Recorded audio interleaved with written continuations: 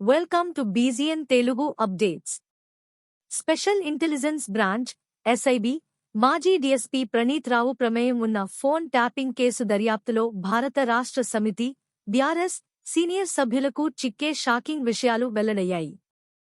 గత బీఆర్ఎస్ ప్రభుత్వ హయాంలో అధిష్టానం ఆదేశాల మేరకే ప్రస్తుత తెలంగాణ కాంగ్రెస్ ముఖ్యమంత్రి రేవంత్ రెడ్డి సహా నేతలు ప్రముఖుల ఫోన్లను ట్యాప్ చేసినట్లు ప్రణీతరావు అంగీకరించారు. గత ఏడాది జరిగిన అసెంబ్లీ ఎన్నికల సమయంలో రేవంత్ కదలికలను పర్యవేక్షించి కాంగ్రెస్కు డబ్బు ప్రవాహాన్ని ట్రాక్ చేసి రాజకీయ నాయకులు, పోలీసులు, ప్రైవేట్ వ్యక్తులతో కలిసి వివిధ వర్గాల సమాచారం ఆధారంగా వందలాది మంది ఫోన్లను ట్యాప్ చేసినట్లు సమాచారం.